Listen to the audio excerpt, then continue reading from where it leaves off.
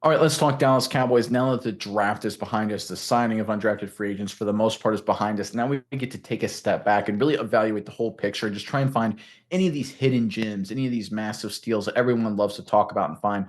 And there's one in particular that was a really good move by Dallas that a lot of people aren't really focusing on, but it could be a sign of a really smart strategy.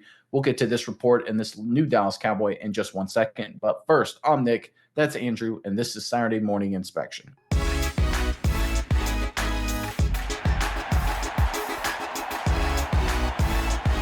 All right, obviously the Dallas Cowboys had a really solid draft in terms of generating value, and we covered that a number of times. But after the draft, during the undrafted free agency period, the Cowboys added a number of playmakers, including one in particular that I think fans of Dallas I think should be very high on, and there's already been some good reporting on.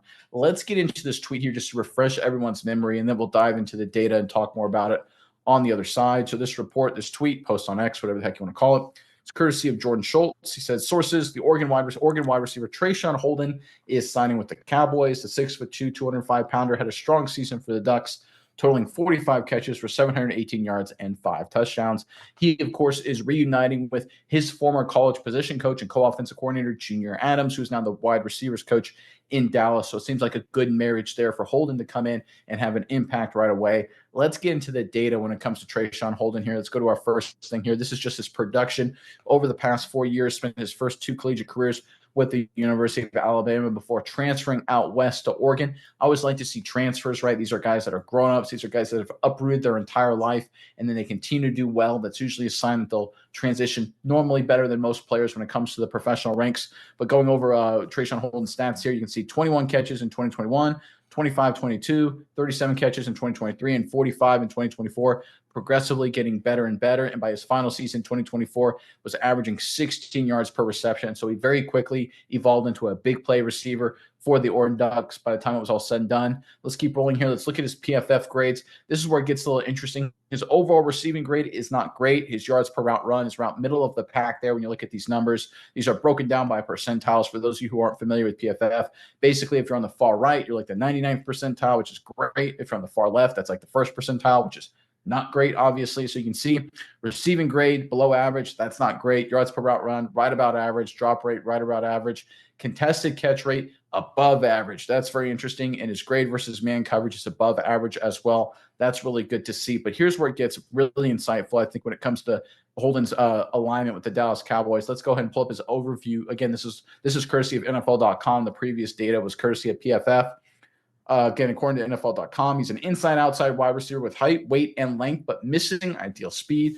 Holden's high knee action and his takeoff is unmistakable, and he gets into routes with urgency. He's the ready-made zone beater with above-average play strength and feel for space. He's capable of running a full route tree, but have issues getting off press and slipping man coverage. That's interesting because his PFF grade said he was a good man coverage. I tend to rely more on production than just opinion here. So I think if you look at it, I think he's good against man, good against zone.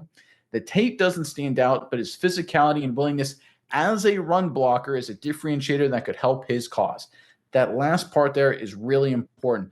We know this entire offseason. We saw it with the first round of this draft. The Dallas Cowboys have made a clear decision. They're going to be a physical team. They're going to be a power team. They're going to be a run first team. We know the receiving part of the offense. It's going to be CeeDee Lamb. It's going to be a lot of Ferguson, right? We're seeing what can happen with Tolbert. Like, I know he's not the ideal number 2. There's jury still out on a guy like Jonathan Mingo, but it's very clear the Dallas Cowboys offense is going to be predicated on running the football. And to do that at a high level, especially when you had brought in a home run hitter from the University of Texas, Jaden Blue, who we talked about a few days ago, you need receivers who are willing and able to block downfield. Junior Adams coached this kid at the University of Oregon. He knows he's a good blocker. Bring him into Dallas. I see him as a contributor day one in the running game. Worst case scenario with a great frame and improving production in the passing game.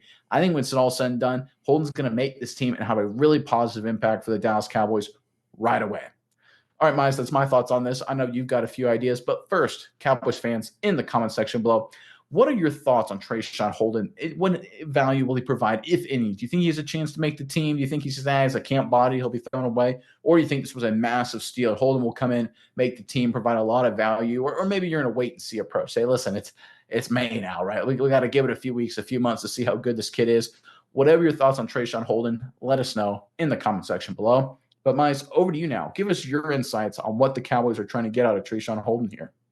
Yeah, Nick, I think Holden's a very interesting player. And I think, we in our pre-draft analysis of Dallas, we were right, but also a little bit wrong at saying we think this was a deep draft for playmakers and Dallas would wait until later. And we were thinking maybe second, third, fourth round to get some playmakers. They waited a little bit longer that, but still, I think the proof's in the pudding. They're able to get some good guys in the fifth round, the seventh round, and with Holden here as an undrafted free agent. So this is a deep draft that gave you some really solid playmakers. Trayshawn Holden is that guy. And I think when you look at guys that are like Trayshawn Holden, when they come out in the undrafted part of the draft and you want to sign them, you got to find people that are, have really solid production or have something that stands out about them in particular. And I think he brings that to the table undoubtedly. You look at him, he was solid in production. Like we said, you showed it in the earlier graphics. He produced every year. He got better every year. When he came to Oregon, kind of broke out, did a little bit better than when he was at Alabama. And this is a guy, he's got good size and good weight, height and weight as a receiver, 6'3", 205 pounds. He's a bigger receiver. He's got some decent size to him. Does he use it well? We saw the graphic. Really great against man. He can use that, decent size to, beat man coverage. Can he win the contested catches with his size? Undoubtedly, yes. He was extremely good at that last year. A very good contested catch guy. But finally, the other things I look at when I'm looking at college games, when it mattered most, in the biggest moments, was this guy able to be depended on? Dallas fans, they know sometimes you have players on teams that in big moments, they kind of disappear. They don't show up. Is this guy one of those guys or is he different? You look at the game versus Ohio State in the last game of their offseason, their playoffs for Oregon, 7 catches, 116 yards, 2 touchdowns there for Trayshawn Holden. Didn't win them the game, unfortunately, but I would say he more than did his part in that game. So I really like that about him. He showed up in a big game for them when they needed him most. They relied on the guy. He was able to get a lot done in that aspect. So overall, I think Dallas got some really good attributes in Holden. I think he's a strong player. And at the value as an undrafted free agent, I think this is a really good fit. I think this could actually be a guy that can make the team and contribute in year one as an undrafted free agent. I think this is a great move by Dallas. Strong pickup, and I really love this one. And just one final point to end on, and we'll probably cover in more detail in coming weeks and months. Everyone that was looking for Dallas to spend a lot of draft capital on a clear number two opposite CeeDee Lamb. And while that makes sense if you're a passing team, if you're a running team, the corollary to that is you're going to throw the football less, obviously. So what does that mean? It means per game they're going to get maybe 25 completions on average, the way it shakes out. 7 or 8 of that's going to CeeDee Lamb, right? You look at the tight end position, you're probably looking at 5 to Ferguson, couple to some of the other guys. So you're basically at 15 catches, 15 completions, 15 receptions, whatever you want to call it, of the 25, just allocated between CeeDee Lamb and the tight ends. Throwing some checkdowns, throwing the running back stuff, you're up to about 18 to 19 catches right there, 18 to 19 completions per game. You only have 6 or 7 left, right? So again, you want to spend a lot of draft capital on a guy that's going to be fighting with a bunch of other receivers for those 6 or 7 catches.